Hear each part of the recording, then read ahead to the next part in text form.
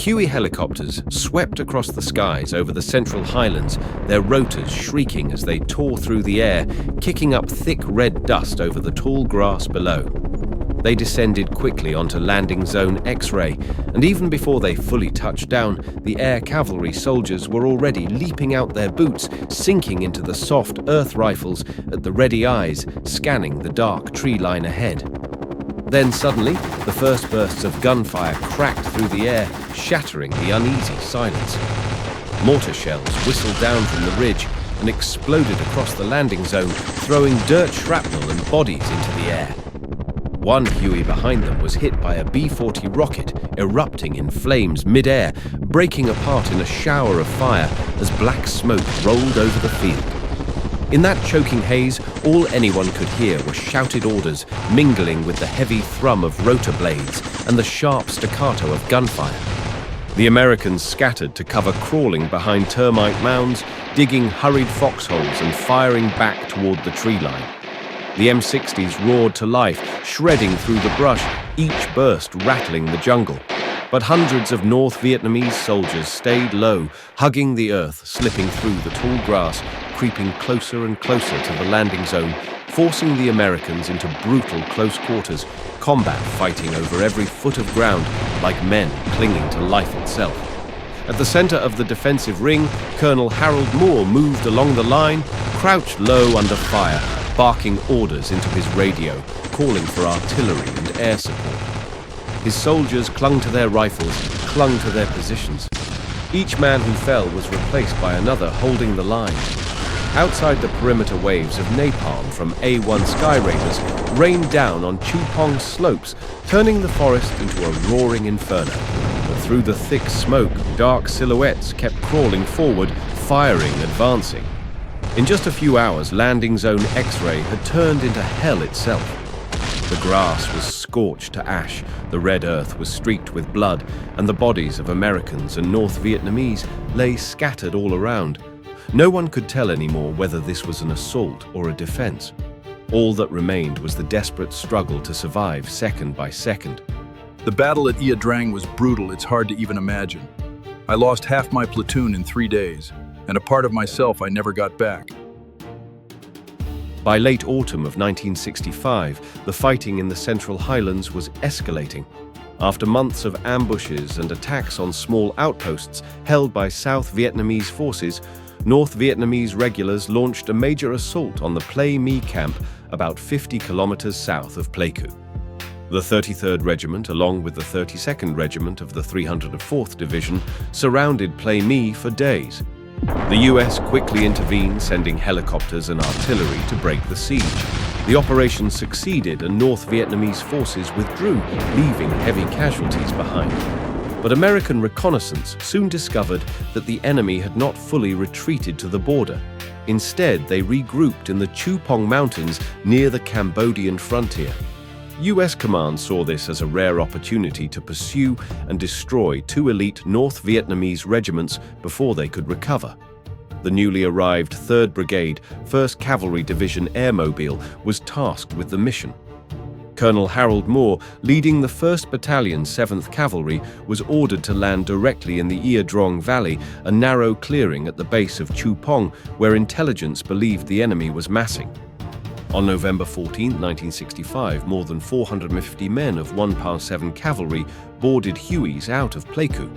Their mission seemed simple: landblock the withdrawal and destroy whatever North Vietnamese units remained around Chupong. But what they didn't know was that thousands of North Vietnamese troops had already set up positions in the valley waiting for them to walk in. Within hours of landing at LZ X-ray, the 1-7 Cavalry found itself locked in the fiercest battle Americans had faced since entering the war, the beginning of Ia Drang, the first major clash between US forces and the North Vietnamese army. Morning of November 14, 1965. The Central Highlands sky was clear, not a cloud in sight. Waves of Huey helicopters descended one after another, dropping lower toward landing zone X-ray at the base of Chupong Mountain. Their rotors kicked up red dust and flattened tall grass across the oval-shaped clearing chosen by the Americans as their drop point. Inside the cabin, Colonel Harold Moore stood by the door, his eyes locked on the patch of earth below. The clearing was overgrown with waist-high grass dotted with giant termite mounds, surrounded on all sides by thick forest and steep hills. Along both sides of the Hueys, soldiers of the 107th Cavalry sat in silence, rifles gripped tightly, waiting for the signal. Minutes earlier, American artillery had pounded the tree line, hammering it with 105mm shells. Gunship Hueys circled the area, firing rockets tearing through the undergrowth. The smoke and dust had yet to settle when the first Hueys touched down. The soldiers jumped out immediately, spreading out, taking cover behind mounds and tree stumps, quickly forming a defensive perimeter. At first it was quiet. Not a single shot came back. Some dug quick foxholes, others tore into their rations and chewed quietly. But Moore's eyes never left Chu Pong's ridgeline, where he was certain the enemy was watching every move. Less than an hour later, his suspicion was confirmed. A patrol spotted a North Vietnamese soldier hiding near a termite mound, unarmed. Through an interpreter, the man calmly said, "There are 3 battalions all around here, just waiting to kill Americans." At 11:20, the next wave of Hueys arrived, bringing in the rest of the force. The perimeter tightened, soldiers seemed more at ease, but barely half an hour later, the battlefield erupted. 12:15. AK fire ripped through the air, sudden and deafening, pouring out of the tree line. Machine guns swept low across the field, mortars screamed down, blowing apart termite mounds and tossing soldiers into the air. Hundreds of dark figures surged down from Chu Pong slopes, crawling through the tall grass, closing on the landing zone. Bravo Company was hit first, caught in a deadly crossfire, their formation breaking apart. Battalion Commander John Heron immediately ordered the perimeter closed tight interlocking fields of fire. M60s and mortars roared to life, smoke grenades were thrown to cover positions. But the North Vietnamese pressed hard, moving with precision, keeping so close that artillery and air support couldn't be called right away. Colonel Moore gripped his radio, calmly gave the order, "Call in artillery." Call in air, maximum firepower. Hold X-ray. Moments later, A-1 Sky Raiders roared overhead, diving down, dropping napalm, and setting the forest alight in a blaze of red. Fragmentation bombs smashed into the tree-line gunship. Hueys circled, firing rockets, and 105mm shells thundered down from distant batteries. Smoke and fire engulfed the landing zone. The grass burned to black stubble, the earth was streaked with blood, and bodies lay scattered. American soldiers clung to every mound, every patch of dirt. Wave after wave of North Vietnamese kept coming. By late afternoon, the gunfire finally began to slow. Smoke still hung over the clearing. The Americans stayed in position, checked their ammunition, tended to the wounded. Occasional shots still cracked from the tree line. The perimeter held tight.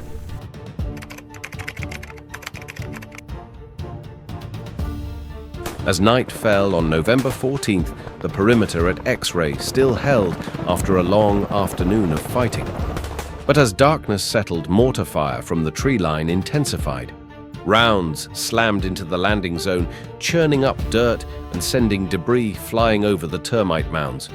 The Americans stayed low in their foxholes rifles, ready firing only when they spotted movement, careful not to expose their machine gun positions. As the night wore on, sporadic probing fire continued, never fully stopping. When the shooting lulled, gunships circled overhead, while C-123s dropped flares, lighting up every patch of grass and shadow on the field. In the harsh white light, soldiers worked through the night, bandaging the wounded, checking ammunition, digging deeper into their holes. Hueys began bringing in reinforcements from 2-7 Cavalry and elements of 2-5 one flight at a time, filling gaps in the line. The landing zone glowed under the flares. Engines roared without pause, and medics shouted as they pulled wounded men back from the front. Near dawn, war correspondent Joe Galloway arrived on one of the Hueys. He moved with the soldiers, watching as they threw signal lights and smoke grenades to mark wounded positions, helping pilots avoid mistakes as they extracted casualties. By first light on November 15th, the flares still lit the field, The Americans still held their positions, exhausted but alert. At exactly 6:55 a.m., Moore gave the order for a mad minute. Dozens of weapons opened up at once, sweeping the ridgeline with heavy fire. About 50 North Vietnamese soldiers broke cover and were cut down as the rest fell back into the trees. About 30 minutes after the 6:55 mad minute, the X-ray perimeter shook again. Around 7:30 mortars rained down on the landing zone, marking the start of a new assault by North Vietnamese infantry, throwing the full strength of the 66th Regiment at the southwestern flank. The American platoon in that sector was pinned down. Moore was forced to cancel his planned counterattack and ordered the entire line to tighten and hold at all costs. Alpha Bravo and Charlie companies worked with the newly arrived 2-5 Battalion to concentrate fire and block the advance. By around 8:30, the pressure peaked. North Vietnamese troops closed in on each foxhole, engaging in hand-to-hand combat and sticking close to the Americans. This was a deliberate tactic effectively neutralizing US artillery helicopters and air support, which risked hitting their own men. In many places, the fighting was down to grenades, bayonets, and bare hands. Using this tactic, North Vietnamese forces inflicted significant losses on the US line at close range. Under this pressure, Moore was forced to send the broken arrow signal, urgently calling in all US air assets operating in South Vietnam to support X-ray. Minutes later, the sky above the clearing filled with aircraft. A-1 Sky Raiders and F-4 Phantoms swooped in, firing rockets and dropping bombs that ripped through the tree line. Higher up, B-52s participated in a tactical role for the first time, carpet bombing the slopes of Chu Pong and forcing many attack formations to pull back. By midday, the main assault by North Vietnamese troops began to lose momentum, though they had already inflicted heavy damage. Throughout the afternoon, they kept up scattered fire and small probing attacks, still sticking close to the Americans and making it risky to call in close air support. Moore ordered his men to hold the line, tend to the wounded, and report back requesting withdrawal when possible. That night, into the early hours of November 16th, the fighting continued. The American companies closed into a tighter defensive circle. Under the flares, North Vietnamese troops kept pressing in, fighting hand-to-hand under the shifting light. At times, the range was so close that American troops had to call napalm strikes directly on their own positions to hold the line. On the morning of November 16th, the pressure remained, but Moore finally received orders to begin a phased withdrawal from X-ray. The Battle of Ia Drang became clear evidence that the first clash with the main force of the Southern Liberation Army forced US military leaders in Saigon to reconsider their optimism and abandon the illusion of an easy victory in Vietnam. At 10:40 a.m. on November 16th, Moore quickly organized his men, assembled the unit, prepared to hand over defense of the landing zone to the reserve forces, and withdrew from X-ray. On the western slope, UH-1 Hueys lined up as they touched down rotor blades, whipping up clouds of dust. The 1-7 troops left the perimeter, moved up the hill in formation, and boarded helicopters in groups, each lift, taking them straight back to Holloway Base. The handover was completed by 10:50. The 2-5 Battalion, under Lieutenant Colonel Bob Tully, and the 2-7 Battalion, under Lieutenant Colonel Robert McDade, took over defense of the landing zone, reinforcing the existing perimeter. For the rest of the day, the battlefield at X-ray was unusually quiet. Now and then, a few mortar rounds fell into the clearing, and distant small arms fire could be heard, but no major assaults came. The reserve troops scanned every direction, ready to respond at a moment's notice. Throughout the day and night of the 16th, American soldiers worked to strengthen the position, digging new foxholes, repairing damaged trenches, checking weapons and rotating guards. No one dared to let their guard down. Flares were lit constantly, casting an eerie glow across X-ray. The thrum of helicopters could still be heard occasionally overhead, bringing in supplies and carrying out the wounded before fading into the distance. On the morning of November 17th, the 1st Cavalry Brigade continued its planned operation, redeploying forces northward from X-ray toward the next objective. Moore's 1-7 Battalion had already withdrawn to base the previous day. Now it was the turn of the two reserve battalions holding the landing zone, Tully's 2-5 and McDade's 2-7, to leave their positions and advance north to seize LZ Albany. According to plan, the 2-5 battalion led the column along an eastern trail with 2-7 following close behind. At a fork, 2-7 would split off to push north toward Albany. The distance was only about 10 kilometers, but the route cut through dense jungle, choked with elephant grass vines and a triple canopy of thick foliage. The heat and humidity were oppressive. The American infantry, already exhausted after nearly 48 hours without proper sleep, trudged on, many tossing aside gear to conserve strength. They were drenched in sweat, their heavy packs digging into their shoulders, every man thirsty and weary. The column's pace slowed. The tall trees blocked visibility, the formation stretched out and lost cohesion with the lead elements pressing too close to the main body and leaving little room for reconnaissance. Overhead, a scout pilot reported back that the Albany area showed no sign of North Vietnamese forces. Based on that report, command decided against firing preparatory artillery in order to preserve the element of surprise. The Americans pressed on, even setting fire to a small village along the way, sending a black column of smoke rising into the sky and catching eyes from afar. By around 5 p.m., the lead elements of 2-7 approached Albany. The troops paused to catch their breath after the grueling march. But at that moment, the entire forest seemed to explode. A mixed barrage rained down. 82-meter mortars from the north hammered the thinly stretched American formation. Then, North Vietnamese infantry surged from both flanks, snapping shut in a pincer attack, just as the Americans let their guard down. The attackers were the 8th Battalion of the 66th Regiment, in coordination with the 1st Battalion of the 33rd Regiment Veterans of X-Ray, now back in force this time, personally commanded by Lieutenant Colonel Nguyen Hu An, who would later be promoted to the rank of general. The American formation crumbled almost immediately under the opening salvos. Charlie Company of 2-7 fell squarely into an L-shaped ambush, raked by fire from 3 sides, unable to respond effectively. The stretched column had no outer security, and clusters of soldiers were pinned down in place, cut off from one another. For nearly 6 hours, the jungle at Albany became a true hell. The Americans fought back desperately, trying to call in airstrikes and artillery, but the dense canopy made coordinates difficult. Every inch of ground was contested, every termite mound and tree trunk turned into a deadly strongpoint. By nightfall, only scattered groups of American soldiers remained around Albany, fighting and regrouping as best they could. Charlie Company was nearly annihilated, reduced from over 100 men to barely a dozen able-bodied soldiers by the next morning. On the other side, the North Vietnamese also suffered significant losses, but withdrew back into the mountains during the night to avoid American air and artillery retaliation at first light.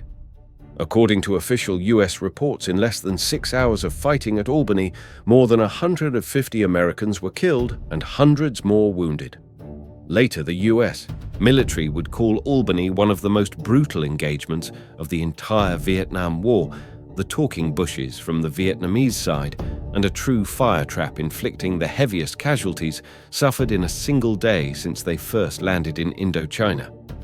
At dawn on November 18th, after the bloody ambush at Albany, the forest was still strewn with the wounded and the dead from both sides. The remaining U.S. units, mainly the 2-7 Battalion, along with several support platoons, simultaneously evacuated the wounded and collected the bodies of their fallen. As the last helicopters lifted off from Albany, the battle was effectively over. The surviving American soldiers regrouped, withdrew completely from the area, and returned to base. The Americans quickly replenished manpower from the rear to restore the 1st Brigade to a basic level of combat readiness. The North Vietnamese also moved swiftly to clear the battlefield, collecting their wounded and the bodies of their comrades, bringing them back to the foot of Chu Pong Mountain. Looking at the entire Ia Drang campaign from November 14th to 18th, 1965, losses on both sides were staggering, far beyond what many had anticipated. Each side published different figures reflecting both the fog of jungle warfare and their differing perspectives on the conflict. The battle also revealed major tactical lessons for both sides. The Americans came to better appreciate the value of concentrated firepower and helicopter mobility, while the North Vietnamese demonstrated their unyielding spirit, marching down the Truong Son to save the nation, willing to sacrifice in order to close in and disrupt US formations. While the US claimed tactical success at X-Ray, the mindset of the North Vietnamese leadership also shifted, realizing that the opponent could be broken when they concentrated their forces decisively. Conversely, the US learned to watch more carefully for ambush networks and close-range assaults by the enemy. Ia Drang left a profound mark on the strategy and psychology of both sides, a battle that showcased the ferocity of the Vietnam War and forced both the US and North Vietnam to reassess their methods and prepare for the long road ahead. Ia Drang is remembered as the brutal opening chapter of the Vietnam War, the first time US forces faced a large-scale regular North Vietnamese army in the jungles of the Central Highlands. Ia Drang made it clear to the world that the war in Vietnam would not end easily or quickly because of the courage, ingenuity, and willingness to sacrifice of the North Vietnamese soldiers.